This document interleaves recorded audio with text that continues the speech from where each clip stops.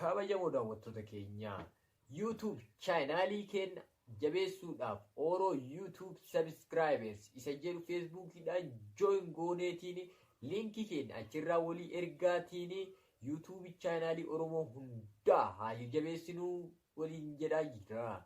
Ammarraa eegaluudhaan chaanaalii Argaa Entertainment jedhu kana subscribe gochuudhaan keessanis linkii garee Oro YouTube subscribers jedhu irratti erguudhaan keessanis akka subscribe gootan waadaadha.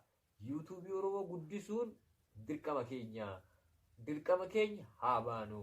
Subscribe view maamila hedduu horachuudhaan YouTube Oromoo haa jabeessinu.